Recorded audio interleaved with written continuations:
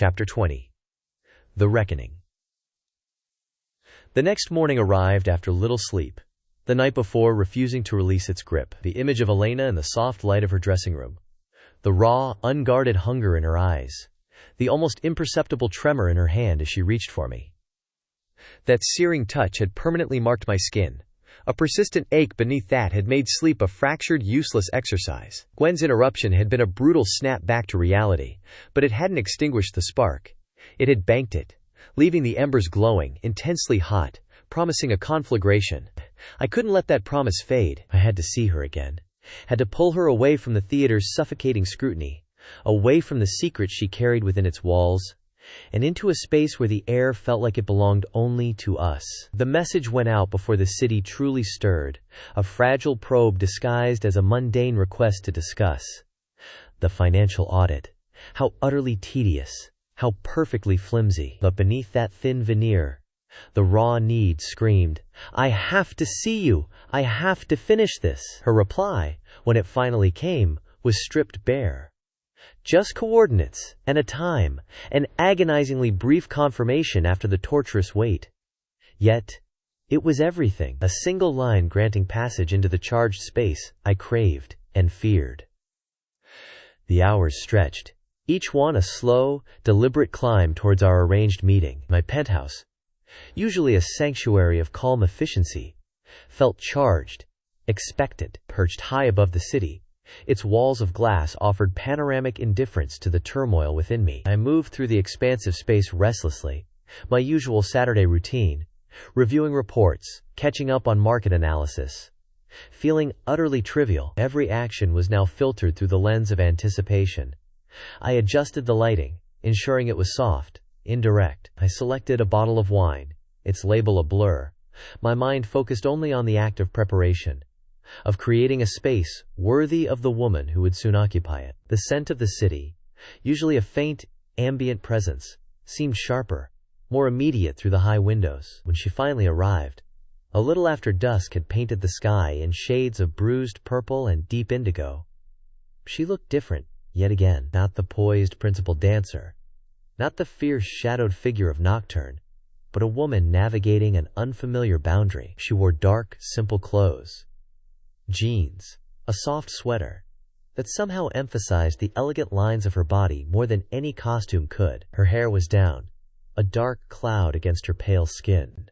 There was a wariness in her eyes as she stepped across the threshold, a flicker of the guardedness I knew so well, but beneath it, a vulnerable curiosity that drew me in. I closed the door, the soft click echoing in the suddenly silent space, sealing us off from the world below, from the theater, from the secrets. The air thickened instantly, charged with unspoken things, with the memory of Friday night, with the dangerous knowledge I now shared with her, with the sheer, undeniable pull between us. "Julian," she said, her voice soft, a little breathless. She looked around the penthouse, her eyes taking in the space. "This is high up." "Removed," I agreed, stepping closer. "Needed to be. Away from everything else." She nodded, a small, knowing movement. "Yes, the city can feel consuming." "Precisely." I gestured toward the living area. "Wine? Water? Just sit." She moved gracefully across the room, her dancer's training evident in every fluid motion, even in jeans. Sitting on the edge of the couch, she seemed both at ease and coiled with tension, like a spring held taut. I poured the wine, my hand steady despite the tremor running just beneath the surface of my skin. Handing her the glass, my fingers brushed hers, and the contact was electric, a jolt that reminded me vividly of the hunger that had flared between us the night before. We talked, but the words felt like placeholders, inadequate bridges over the deep current flowing beneath. We spoke of the looming opening night, the final rehearsals, the pressure. I asked about Giselle, trying to maintain a semblance of my investigative persona, but the questions felt hollow, lacking the weight of my true preoccupations. The blackmail, Nocturne, the secrets etched behind her eyes. She answered politely, professionally, deflecting specifics with practiced ease. She was a master of control, On stage and off. You were incredible last night, I said, the conversation faltering. The words were inadequate, a vast understatement. Quote. A faint blush touched her cheeks. Thank you. Tech rehearsal jitters, I suppose? More than jitters, I countered softly, stepping closer, setting my own glass down on the coffee table. My gaze locked onto hers. There was something else. Her eyes searched mine, and in their depths, I saw the professional facade begin to crack. The vulnerability I'd glimpsed moments before flickered again, mixed with a deep, unsettling emotion I couldn't quite read. What else? She whispered, her voice barely audible. I didn't answer with words. Instead, I reached out, my hand cupping her cheek, my thumb gently stroking the delicate skin just beneath her eye. Her breath hitched. The skin was warm, impossibly smooth. She leaned into the touch. A tiny, almost imperceptible movement, but it was permission. An invitation. What followed was a profound connection that transcended the physical. As we moved to the bedroom, every moment felt charged with meaning beyond the mere dance of bodies. There was a reverence in our exploration of each other, a tenderness that surprised me, even as desire threatened to overwhelm us both. The walls Elena had built around herself, the discipline, the control, the guardedness, didn't crumble entirely, but they thinned enough to reveal glimpses of her true self. Yet, even in our most intimate moments, I sensed that subtle, almost imperceptible reservation. A core part of her remained untouchable, guarded. It wasn't a lack of passion. Her response had been undeniable, fervent, utterly consuming. It was something else. A deep-seated control that didn't entirely dissipate, even in the face of overwhelming connection. A part of her mind, a part of herself, seemed to remain separate, observing, protecting itself. It was both frustrating and deeply intriguing, adding a layer of complexity to an experience that was already profoundly intense. It confirmed my sense that I was touching her most intimate self, but not yet the entirety of her. The silence that followed was heavy, filled only by our ragged breathing and the distant sounds of the city. I shifted, rolling onto my side but keeping her close, my arm around her waist, pulling her head onto my chest. She nestled against me, soft and pliant. The physical exhaustion was profound, but it was dwarfed by the swirling mix of emotions and thoughts vying for dominance in my mind. The possessiveness was still there, sharp and potent. The tenderness, a fragile new bloom, surprising in its intensity. And the obsession, deepening now, fueled by the incredible intimacy we had shared, but also by the lingering mystery, the sense that I still hadn't reached the core of her. Are you okay? I murmured into her hair, needing to hear her voice, to break the heavy silence. Quote. She stirred against me. Sigh, she whispered, her voice husky with exhaustion and emotion. Yes, Julian, I'm okay. But her voice lacked a certain conviction, a final note of surrender that I yearned to hear. You were amazing, I told her, the words inadequate to capture the depth of what I felt, what she made me feel. She didn't reply, just shifted closer, her hand resting lightly on my chest. The steady rhythm of her breathing soon deepened, her weight settling more fully against me. She had fallen asleep. We lay there for a long time in the quiet aftermath. The city lights outside painting shifting patterns on the ceiling, the only sounds the soft whisper of the HVAC and the steady beat of our intertwined hearts. I held her, feeling the warmth of her body, the fragile weight of her head on my chest, observing the peaceful rise and fall of her back, and knew with absolute certainty that I had crossed a line I could never uncross. This wasn't just an investigation anymore. This wasn't just about solving a problem or fulfilling a duty. It was about her.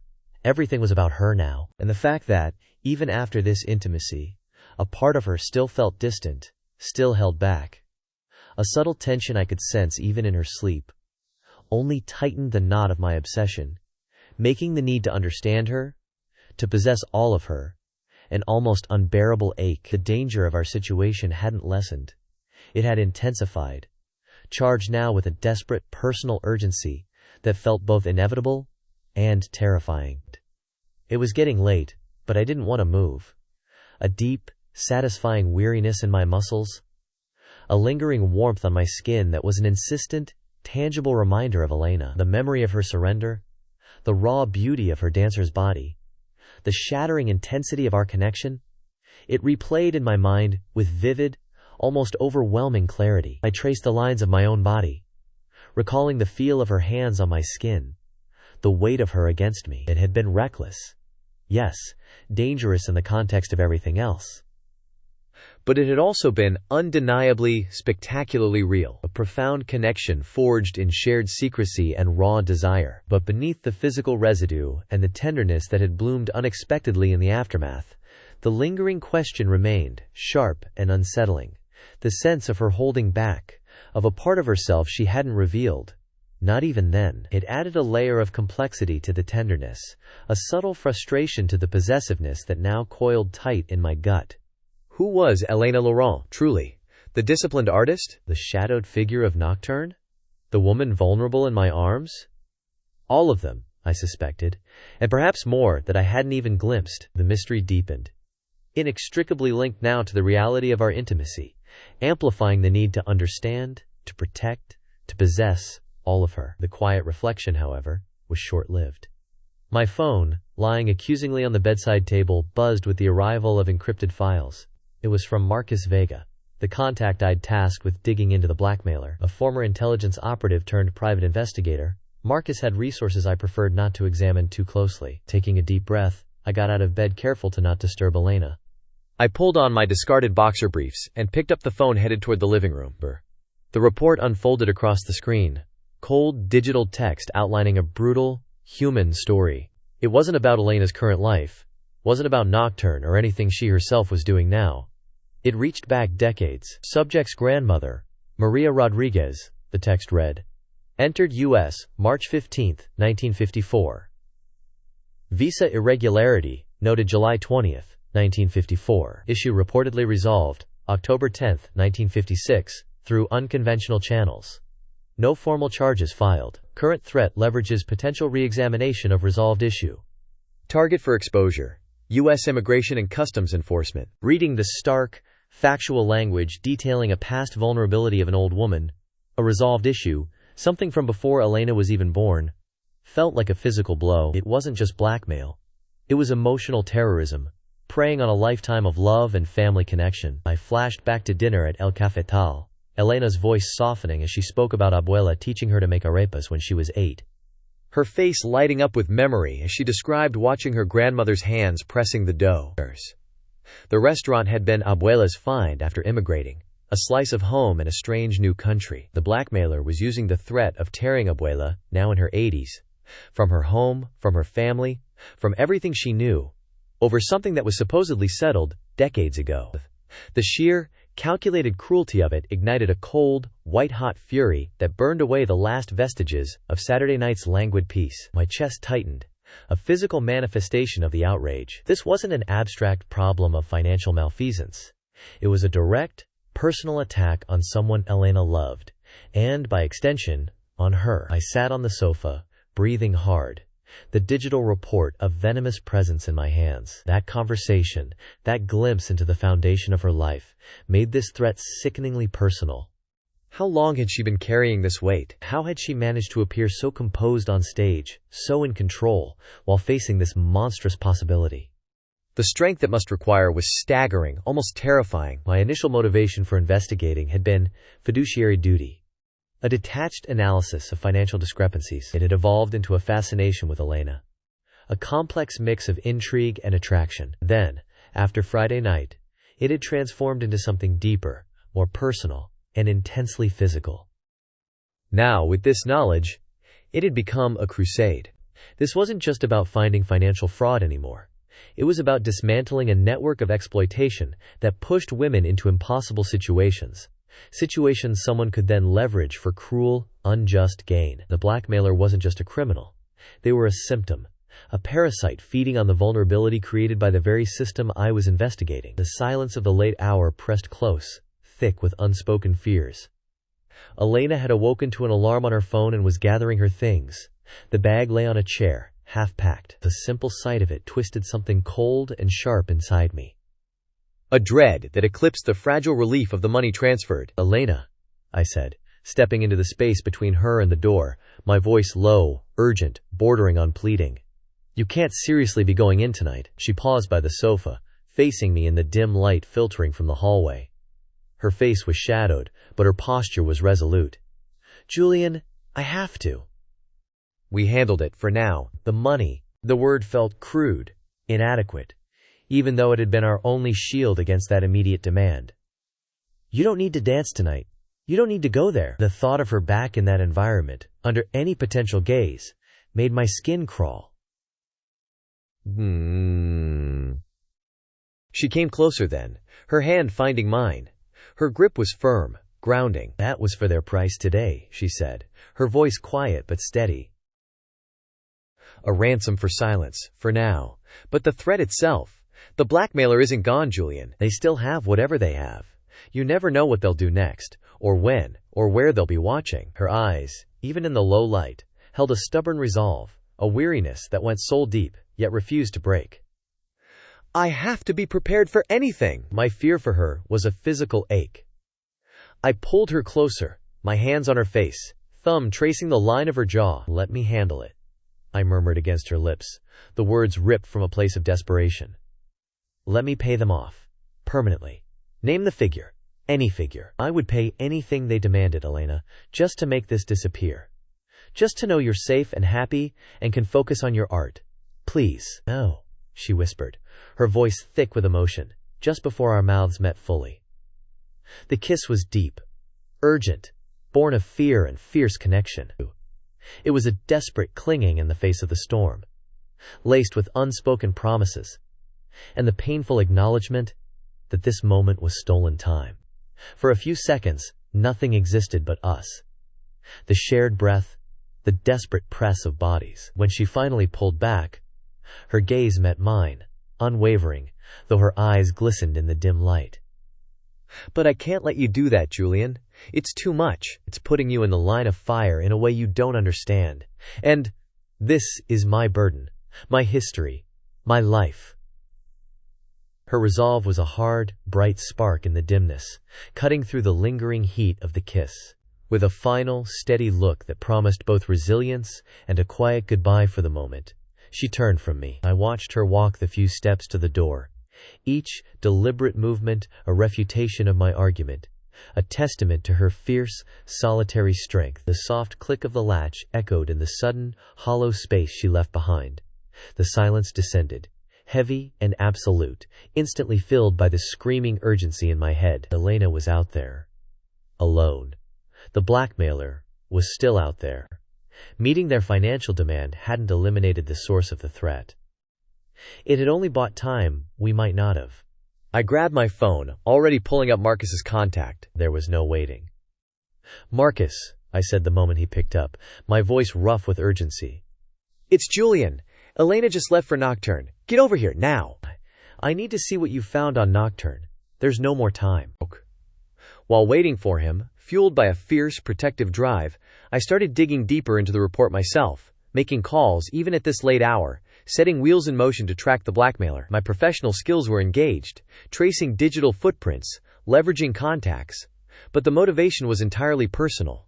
There was no detachment now. There was only an outrage, and the memory of Elena's body in my arms, a body that carried such immense strength and such profound, hidden burdens. Marcus arrived a little while later. The city lights were a glittering expanse beneath us, as he settled into a chair opposite me.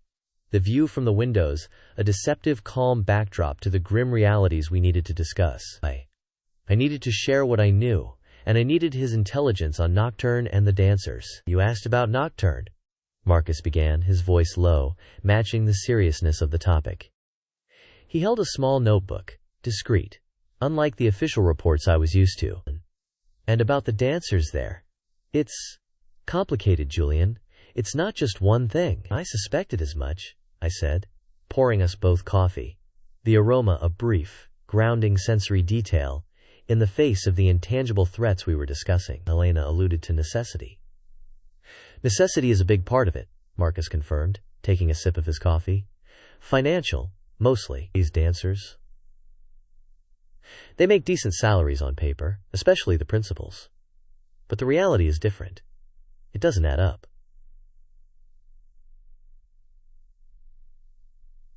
He flipped a page in his notebook. Mei Chen, for example. Quiet girl? Excellent technique? I nodded, picturing her in class, in rehearsal. Disciplined, focused, yet with a subtle air of strain I hadn't fully understood. Her family, medical bills, Marcus said bluntly.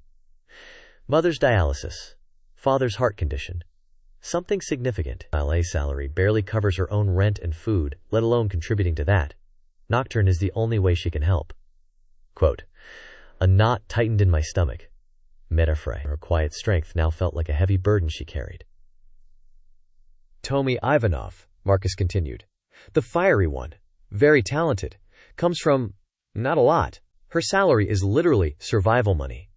Nocturne is the difference between making rent and being on the street, or having enough left over for, say, a decent meal that isn't instant ramen. Quote, survival, Tokanemi's fierce energy, which I had interpreted as artistic passion or defiance, was also fueled by a fundamental need I had never faced in my privileged life. Ashlyn Wright, Marcus flipped another page. Looks like she's caught in a tough family dynamic. 2 stepsisters she's financially propping up, not only managing her own student loans, but also significantly contributing to their households. That includes helping support 1 stepsister and her 3 kids. Ashlyn's bearing the brunt of their hardship. The faces began to form a mosaic in my mind. Not just nameless dancers, but women with real, profound struggles happening just beneath the polished surface of their art. Others. Marcus swept a hand. It's less stark, maybe, but still necessity. Student loans, supporting parents, paying for private coaching the company doesn't provide, but they need to stay competitive. It's a treadmill, Julian. They're underpaid, overworked, and the system bleeds them dry with hidden costs and deductions. And Nocturne provides? What? I asked, although I knew the answer. Money. Marcus said simply. Quick money, necessary to fill the gaps the company leaves. But also something else. For some, like Edith Petrov from that legacy ballet family, it's anonymity, escape from constantly being watched and judged. For Poppy, it's freedom from Madame Evangeline's control. For Celeste, it's about feeling alive, connecting to something raw and unpredictable after the rigid perfection of Veridian. He paused, looking out at the city. It's incredibly risky, Julian. If the company found out, it would be devastating. You know how Dufour is, how the board is. Any hint of impropriety, anything that threatens the pristine image, they'd cut them loose in a heartbeat. No questions asked. No second chances. It's a death sentence for their careers.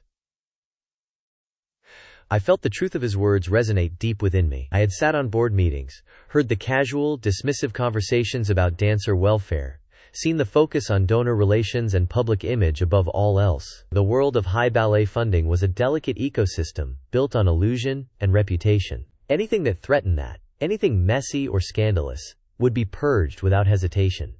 They wouldn't see brave women making impossible choices to survive. They would see liabilities. The juxtaposition was stark, brutal. The cold, corporate reality of Veridian, the spreadsheets confirming financial exploitation, sat against the human stories Alex had just relayed. May, Tomi, Ashlyn, the others, struggling for survival. And woven through it all, Elena, facing not only the systemic exploitation, but a uniquely cruel blackmail, her vulnerability amplified by her love for her grandmother. The decision regarding my report, which had felt like a difficult choice on Monday morning, now felt like an impossible one. Submitting it, doing my job, would expose the corruption, but it would also inevitably expose them, destroy their careers, perhaps even put Elena and her grandmother at greater risk depending on how the layers peeled back. My initial objective felt trivial, almost naive, compared to the human cost at stake. Huck, I couldn't submit it. Not now. Not like this. The weight of that decision, solidifying in my mind, was immense. I was choosing to protect them, to protect her, over my professional duty, over my reputation, over the expectations of my family and the foundation. It was a deviation from every principle I had lived by, a step onto a path that felt fraught with peril. The risk to myself was now undeniable, but it paled in comparison to the potential devastation I could unleash upon them. Quote, Alex was right. It was complicated, more dangerous, more personal than I could have ever imagined when I first accepted this board position. I was no longer a detached analyst observing a system. I was entangled in the very heart of its hidden, dangerous reality. And that entanglement was now inextricably linked to Elena, to the memory of Saturday night's intensity, to the ache of her absence, and to the fierce, protective need she had ignited in me. Okay, here is the updated scene, with Julian working from his home office on a Sunday and the conversation with Henderson occurring over the phone. Sunday morning tasted like ashes and stale coffee, a flavor that lingered even in the quiet of my home office. The physical memory of last night. Elena's skin beneath mine, the curve of her body, the gasps she couldn't quite stifle, was a persistent undercurrent, an ache in my muscles, a warmth that made the familiar space feel less like a sanctuary and more like a cage. But the sensual echo was overshadowed by the crushing weight of Marcus's revelations. Abuela's peril, the blackmailer's cruelty, the grim confirmation of the dancer's desperate reality at Nocturne. It all settled over me like a lead cloak, heavy and suffocating. I carried the full, terrible scope of the situation now, and the burden felt immense, isolating, even here among my own things. My home office, usually a place of focused work away from the corporate hum, felt oddly disconnected. The familiar setup, my favored chair, the organized chaos of books and papers, the view of quiet Sunday streets outside the window, was the antithesis of the raw vulnerability and hidden desperation I had been immersed in last night. My casual Sunday clothes felt wrong, a costume for a normal life I was struggling to inhabit. The report on Veridian lay open on my computer screen, a sleek digital document summarizing months of discreet investigation, clear evidence of financial mismanagement and exploitation. My duty was to finalize and submit it, to trigger the necessary actions to clean up the mess. It was the logical next step, the culmination of my assignment from the Foundation.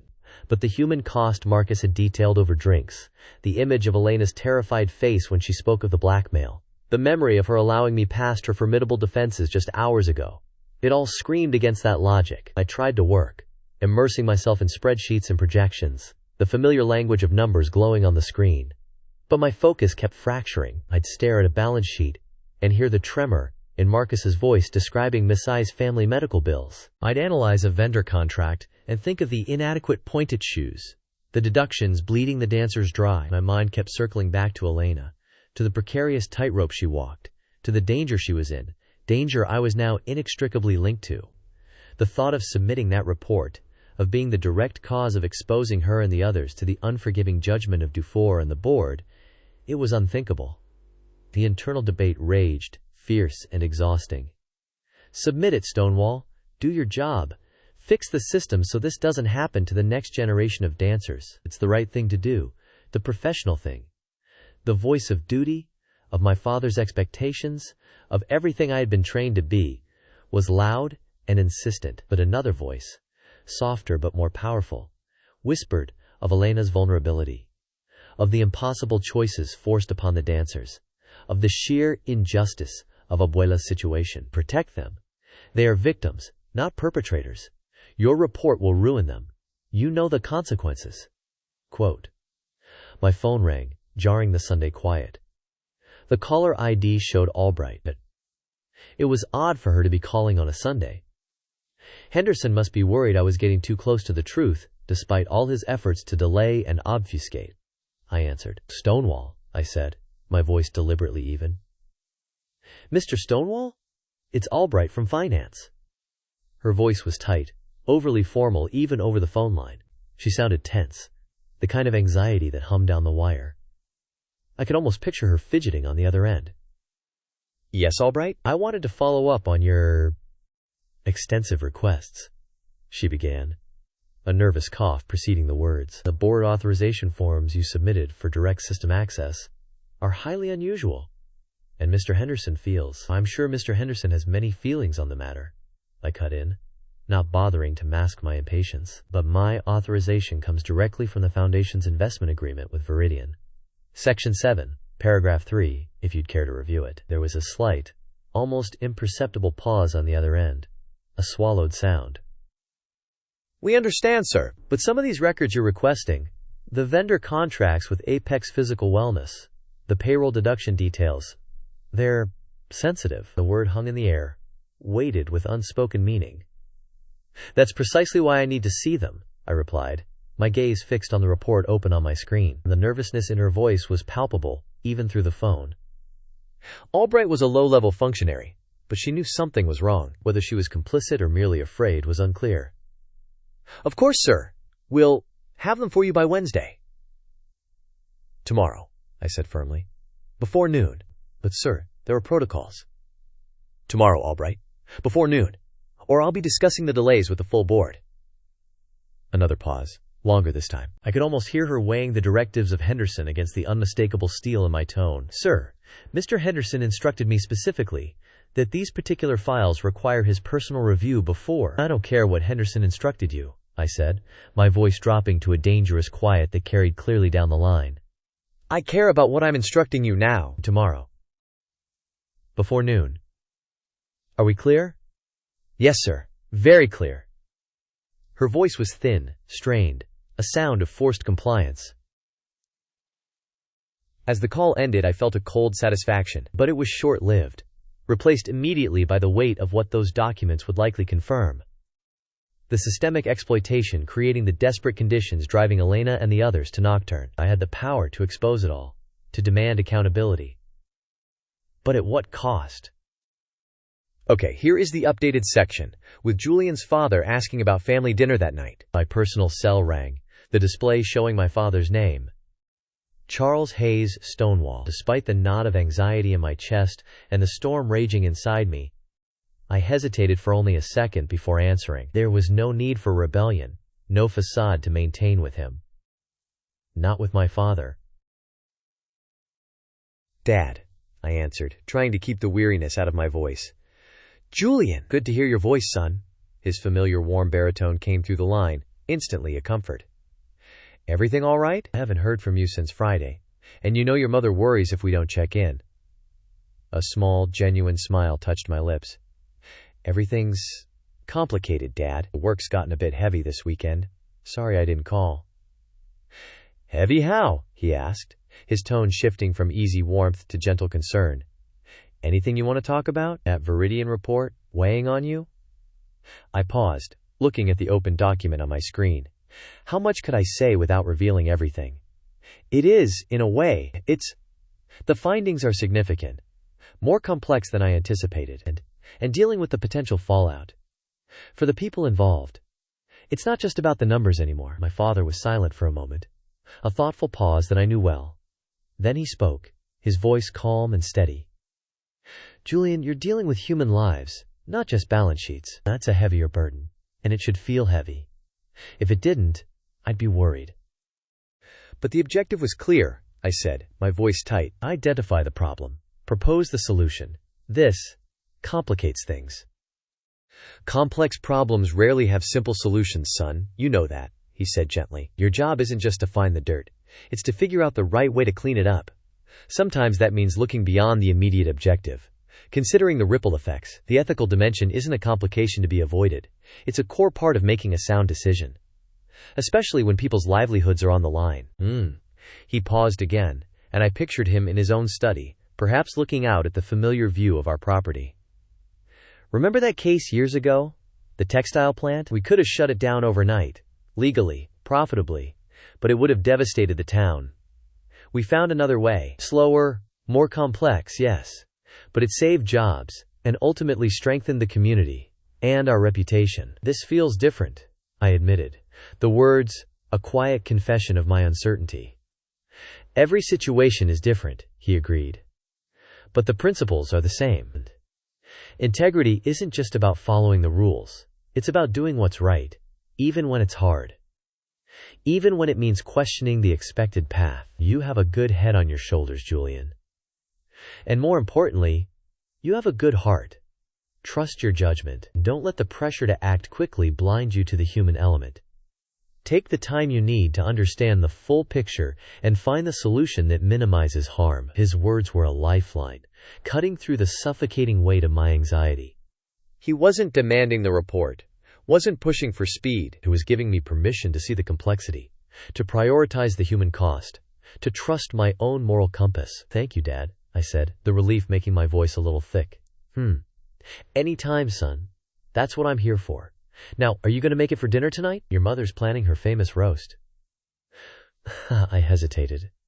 The thought of joining the warmth and normalcy of family dinner was tempting, a brief escape from the storm, but the weight of everything I knew, everything I had to figure out, felt too heavy to carry into their cheerful home.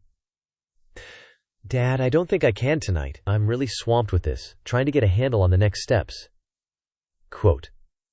A beat of understanding silence. "All right, son. We'll miss you, but I understand. Just don't forget to eat. And call your mother." "I will. Thanks, Dad." We talked for a few more minutes about other things. The grounding normalcy, a fragile counterpoint to the storm I was navigating. Hanging up, the silence in my home office no longer felt isolating, but charged with a different kind of weight. The burden of the situation remained immense. Yet my father's quiet guidance had sharpened my resolve. I still had the power to expose the exploitation, but now I felt compelled to find a path that didn't cleave through the victims' lives in the process. With a grim determination settling beside a persistent knot of anxiety, I made the decision to buy myself time. Delaying the report was a significant risk. It would raise pointed questions from the Foundation. Who expected precision and promptness? It could easily chip away at my professional reputation. Or, far worse, hint at a conflict of interest should my entanglement with Elena surface. The personal fallout was considerable, but stacked against the potential cost to them. Careers vaporized, lives upended, Abuela facing the chilling prospect of deportation. The scales didn't just tip, they crashed down decisively. I drafted the email, citing the need for further corroboration, for additional data points, a more comprehensive analysis. It was a thin shield, a transparent delay, but it was the only move I could make right now. Sending it felt like a step taken into denser, more perilous woods. Here is the updated text, with the day changed to Monday. Monday was dress rehearsal day, a specific kind of controlled chaos descending upon the Veridian theater. The air buzzed with nervous energy, the sounds of the orchestra tuning up, the muffled thud of dancers' landing jumps, the clipped, intense voices of the artistic staff. I spent the day at the theater, ostensibly observing, but primarily watching Elena. Being in the same building, breathing the same air after Saturday night, was a constant, low-grade ache of proximity and distance. I saw her in the hallways, focused and professional, exchanging brief, polite words with colleagues. I saw her in the wings, stretching, preparing, a picture of serene concentration. And then I saw her on stage, transforming. Watching her dance Giselle during the dress rehearsal, knowing the layers of her life, was mesmerizing and heartbreaking. In Act 1, her portrayal of the innocent village girl was technically perfect, luminous, but I saw the underlying tension in the set of her shoulders, the slight strain around her eyes that no stage makeup could fully conceal. I saw the resilience in her posture, the sheer force of will required to project such effortless joy while carrying such immense burdens. I remembered her body trembling in my arms, the way her control had finally fractured in the peak of pleasure, and the contrast with her rigid precision on stage was stark, almost painful. The parallels to the ballet itself were impossible to ignore now. Giselle, deceived by a nobleman in disguise, driven to madness and death by betrayals. The Act 1 mad scene, which had previously struck me as an artistic showcase, now seemed like a terrible mirror to Elena's reality. A woman pushed to the breaking point by forces beyond her control, by deception and hidden truths. Her vulnerability in that scene, amplified by her own real-life fear, by the constant threat hanging over Abuela, it felt raw, authentic, a channeling of inner turmoil into outward expression. Quote, in Act 2, as the Wilele, she was breathtakingly ethereal, light, and sorrowful, but the longing for release, for freedom from suffering that the role demanded, felt terrifyingly real, a reflection of her own yearning for escape from the cage of her secrets and responsibilities. And every movement, every expression, seemed imbued with a deeper meaning, only I, perhaps, was privileged, or cursed, to see. My admiration for her artistry and her impossible strength, deepened with every passing minute. And with it, my fierce, protective instinct grew almost overwhelming. I scanned the other dancers with new eyes. Mei Chen, as one of Mirtha's lieutenants, her movements precise but her face showing subtle signs of the strain Marcus had detailed. The weight of her family's medical bills evident in the tightness around her eyes. Tomadami Ivanov, dancing a core role in the Wiakulis, fierce and powerful, her energy now readable as a desperate fight for survival rather than mere artistic intensity. Ashlyn Wright also in the core, executing perfect formations with the other Wyless, her face a mask of concentration that hid the burden of supporting her sister's family. Gwen, the company's sweetheart, moved with a grace that belied the strange double life she led. I recalled Marcus mentioning how her brother Owen had arranged the dancers' secret meetings at O'Malley's, using his connections to protect them. Lily danced with technical precision, each movement calculated to advance her desperate climb toward financial stability. Edith Petrov, from her wealthy ballet legacy family, performed with a carefully cultivated perfection, her yearning for anonymity at Nocturne now understandable as an escape from the crushing weight of family expectations.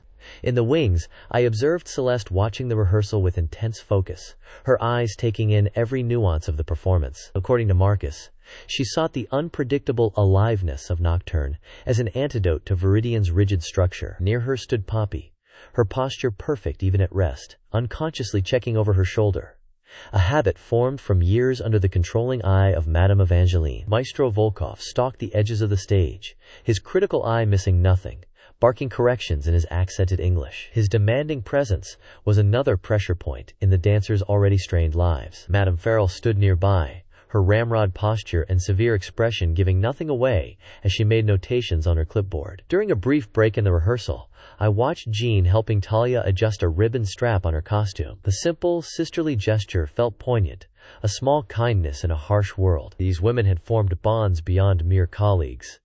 They protected each other, supported each other, shared dangerous secrets that could destroy them all if revealed. The pressure of the report deadline, though technically pushed back, was a constant hum of anxiety beneath the surface. The decision weighed on me, a heavy stone in my gut. I had chosen her, chosen them, over the clear path of duty.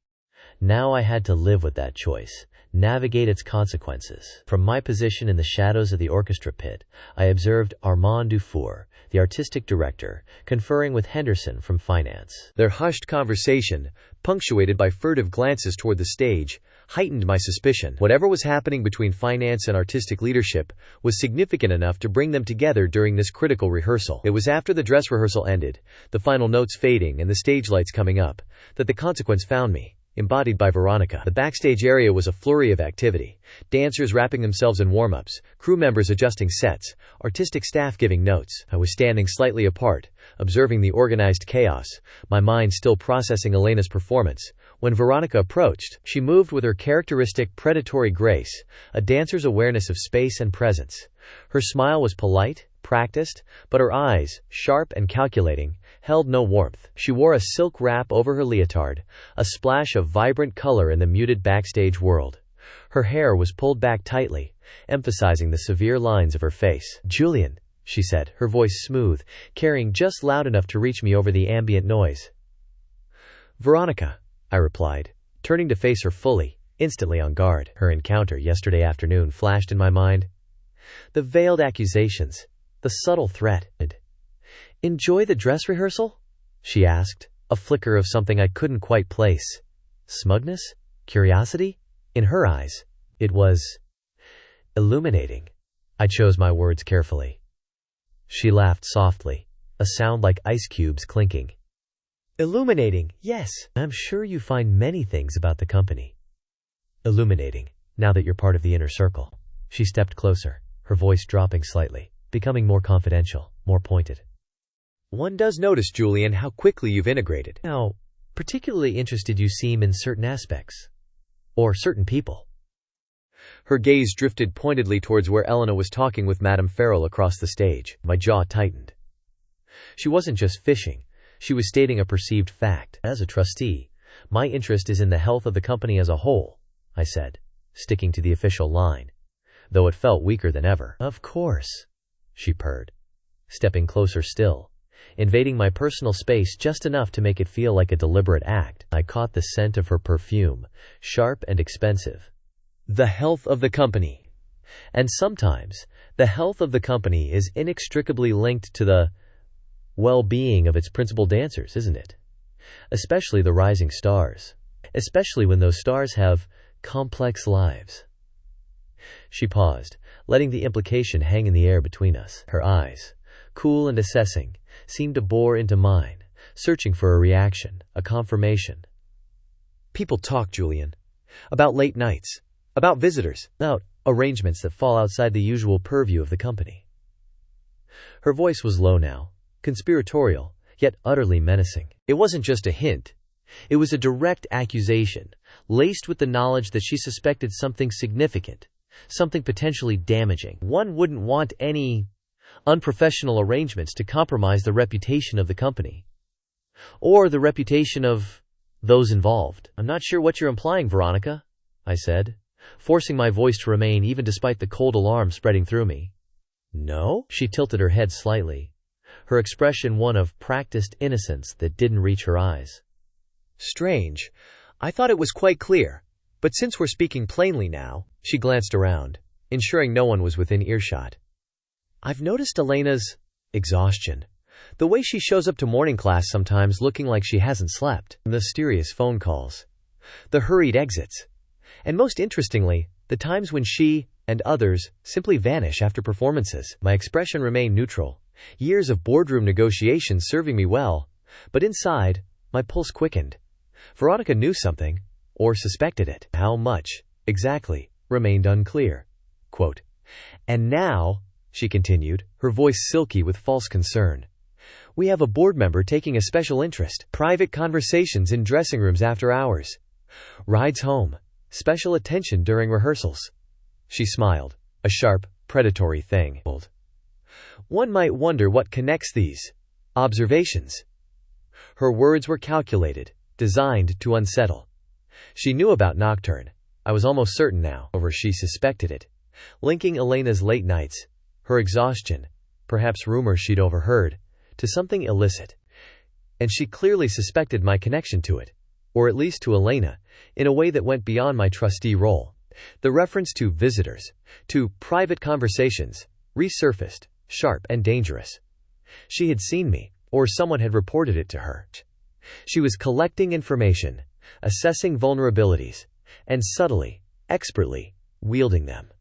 Her ambition was palpable, a hard, glittering edge to her every word. Veronica, I think you're misinterpreting what you're seeing, I said, trying to project calm, professional disinterest, though my heart was pounding against my ribs. My work here is strictly advisory, focused on governance and finance. She smiled, a thin, humorless twist of her lips. Is it? Finance can be very revealing, can't it? Especially when it comes to unexplained expenses. Or unexplained sources of income. Her gaze held mine, unwavering, challenging. Such an interesting role, Giselle, a peasant girl deceived by a nobleman in disguise. Driven to madness and death. Very resonant, with a languid adjustment of her silk wrap. A gesture that held the weight of calculated intent. Veronica's gaze pinned me. Working so closely with Elena, as Mirtha, you notice things, she murmured, her voice a low, silken thread that seemed to weave itself around me. Little things. Her preferences. Her choices. The words were dropped like tiny, poisoned darts. That rawness she finds for the mad scene, truly remarkable. It makes one curious about the source of such intense inspiration. The implication, sharp and chilling, sent a jolt of adrenaline mixed with fury through me. This wasn't casual observation.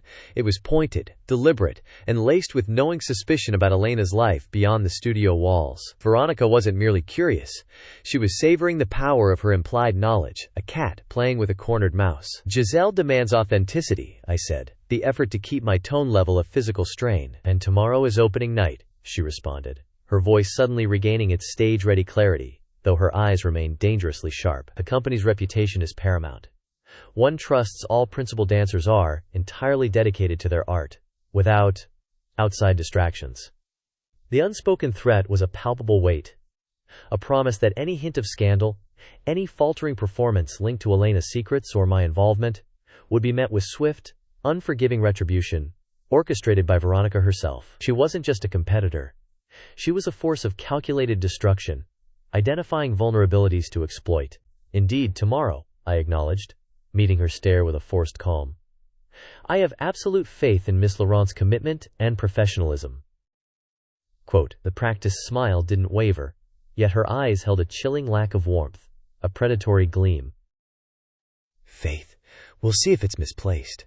She paused, letting the acidic insinuation linger. Then, leaning in slightly, her voice dropping back to that dangerous whisper, she delivered her final thrust. It's rather a classic tale, isn't it? Hilarion, the one who brings the truth to light, often painted as the villain. But someone has to expose the deception, even if the revelation destroys everything it touches. With that parting shot, she turned and walked away, melting back into the backstage activity, leaving me alone with the ringing echo of her threat. The confrontation left me shaken, the adrenaline still pumping through my veins. Veronica's suspicions, so clearly voiced, were a tangible manifestation of the peril we were now in. My actions, my feelings for Elena, were not invisible. The decision to delay the report, to step off the safe path, felt less like a noble sacrifice and more like a dangerous gamble that was already attracting unwanted attention. Across the stage I caught Elena watching me, a question in her eyes. She'd noticed my interaction with Veronica, sensed something in our body language. I gave her a subtle nod, a silent reassurance that I'd explain later.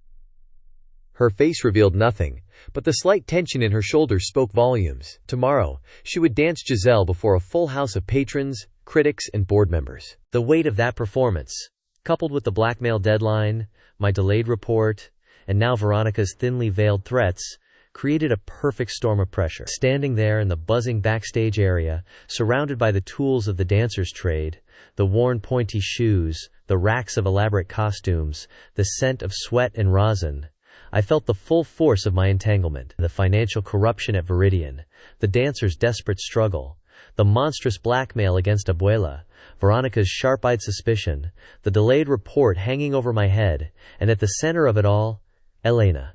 Her strength and vulnerability, the memory of Saturday night's intimacy, a constant, throbbing reminder of how personal this had become. It was all interconnected, a dangerous, accelerating spiral. Quote, my motivations had shifted irrevocably. Duty, analysis, fiduciary responsibility. They felt like relics of a former life. Now, the driving forces were protection, a fierce possessiveness born of intimacy and shared secrets, and a dangerous, consuming need for Elena herself. I had sacrificed my professional integrity, potentially my reputation, for her and for the others caught in this web. And the threats were multiplying. Opening night was hours away. The culmination of months of relentless work, the moment of highest visibility, the peak of pressure. For the dancers, it was just another performance. For me, it felt like the threshold of a crisis. All the threads were pulled taut, ready to snap. The reckoning Veronica hinted at, the one I had been dreading, felt not just imminent, but inevitable. I was on a dangerous path, and there was no turning back now. The only way was forward, into the storm.